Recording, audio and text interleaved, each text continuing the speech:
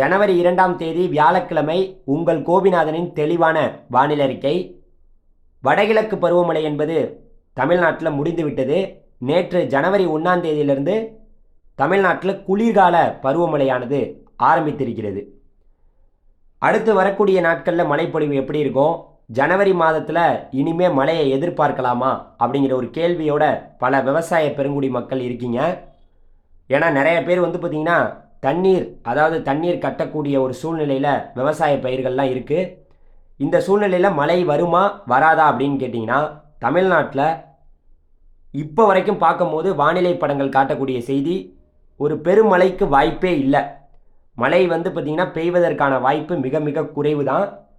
தற்போது இருக்கக்கூடிய வானிலை அமைப்பு என்னென்னா, அதாவது நம்முடைய இந்திய பெருங்கடல் பகுதியில் ஒரு காற்று சுழற்சியானது நீடித்து வருகிறது. அந்த காற்று சுழற்சியானது தொடர்ந்து பார்த்திங்கன்னா கிழக்கு நோக்கியே நகரப்போகிறது. அதாவது இலங்கையை நோக்கி கிழக்கு நோக்கியே நகரப்போகிறது. இதன் காரணமாக இலங்கையில் தொடர் மழையானது இலங்கையுடைய தெற்கு பகுதியில், இலங்கையுடைய தென்கிழக்கு பகுதியில் தொடர் மழையானது இருந்து கொண்டே இருக்க போது, தமிழகத்துக்கு மழை வாய்ப்பு இல்லை. தமிழ்நாட்டில் மழை பார்த்திங்கன்னா பெய்யாது. நான் அப்படி பெய்கிற மாதிரி ஒரு வானிலை அமைப்பு ஏற்பட்டால் உங்களுக்கு கண்டிப்பாக நான் தெரிவிக்கிறேன். இந்த மாத இறுதி வரைக்குமே நமக்கு ஒரு பெருமழைக்கான ஒரு வாய்ப்பு தற்போது வரை தெரியவில்லை. அப்படி தெரிந்தால் சொல்கிறேன். ஏன்னா பார்த்திங்கன்னா நிறைய பேர் மழையை எதிர்பார்த்துருப்பீங்க. நமக்கு மழை பெய்யும், பல வீடியோக்கள்லாம் பார்த்து நீங்கள் குழம்பிக்கிட்டும் இருப்பீங்க. நமக்கு மழையை காத்திருக்கலாம், மழை பெய்யும். முடிந்து விட்டது. வடகிழக்கு பருவமழை முடிந்து போச்சு. குளிர்கால பருவமழை என்பது இந்த வருடம் எப்படி இருக்க போகுதுங்கிறத நம்ம பொறுத்திருந்து பார்க்கணும். கண்டிப்பாக பார்த்திங்கன்னா இன்னொரு நிகழ்வு தீவிரமாக வந்தாலும் கூட அது பார்த்திங்கன்னா மழையை கொடுக்குமா அப்படிங்கிறது கேட்டிங்கன்னா, பருவமழை காலம் முடிந்திருப்பதனால நமக்கு இனிமேல் பெரிய லெவலில் மழை இருக்காது. இப்போ இந்த நிகழ்வு பார்த்திங்கன்னா நம்மளுடைய இந்திய பெருங்கடல் பகுதியில் நிலவக்கூடிய அந்த ஒரு லேசான காற்று சுழற்சி தொடர்ந்து பார்த்திங்கன்னா கிழக்கு நோக்கியே நகரப்போகிறது.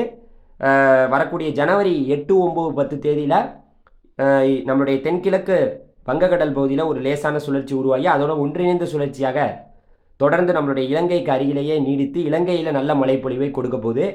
தமிழ்நாட்டுக்கு மழை இருப்பது போல் வானிலை படங்கள் காட்டலை.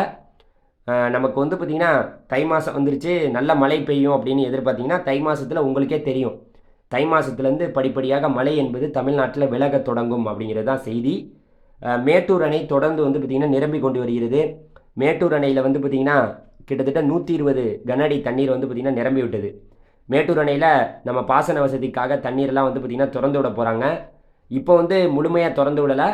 இனிமேல் நீர்வரத்து அதிகரித்தால் கண்டிப்பாக தண்ணீர் திறக்கப்படும். நமக்கு பார்த்திங்கன்னா இந்த பயிர் பாசனத்துக்கு பார்த்திங்கன்னா இந்த வெயில் காலம் ஆரம்பிச்சிருச்சுன்னா அப்புறம் தண்ணீரே இல்லாமல் போயிடும், காவிரி படுகையெல்லாம். அதுக்காக பார்த்திங்கன்னா இந்த வருடம் 3 வாட்டி மேட்டூர் அணை நிரம்பி இருக்கிறது. 1 முறை, 2 முறை, 3 முறை நிரம்பி இருக்கிறது. அதுவே நமக்கு ஒரு மகிழ்ச்சி தான். சரியா? டெல்டா மாவட்ட விவசாயிகளே, மழையை எதிர்பார்க்க வேண்டாம். மழை பார்த்திங்கன்னா நமக்கு பெய்யாது. ஏன்னா பார்த்திங்கன்னா இந்த நிகழ்வு இலங்கைக்கு நெருக்கமாக வந்திருந்தால் கூட, நமக்கு ரொம்ப நெருக்கமாக வந்திருந்தால் மழை பெய்யும். ஆனால் நெருக்கமாக வரலை. அதுதான் முக்கிய செய்தி. நமக்கு பார்த்திங்கன்னா இப்போ 1ஆம் தேதியிலேருந்து குளிர்கால பருவமழை என்பது ஆரம்பிச்சிருக்கு. அதன்படி பார்க்க போனோம்னா தமிழ்நாட்டில் பல மாவட்டங்களில் இயல்பான பெய்ய வேண்டிய ஒரே ஒரு நாள் தானே முடிஞ்சிருக்கு. இந்த குளிர்கால பருவமழை என்பது எப்படி கிடைக்க போகுது, குளிர்கால பருவமழையில் நமக்கு எந்த லெவலுக்கு மழை கிடைக்க போகுது அப்படிங்கிறத பொறுத்திருந்து பார்ப்போம். கண்டிப்பாக நமக்கு இந்த காலகட்டத்திலையும் ஒரு நல்ல நிகழ்வு வந்தால், ஒரு தீவிரமான நிகழ்வு தமிழகத்துக்கு நெருக்கமாக வந்தால் மழை பெய்யும். இப்போலாம் சாதாரண மாதிரி மழை பெய்வதில்லை. காரணம் என்னென்னு உங்களுக்கே தெரியும். காலநிலை மாற்றம்.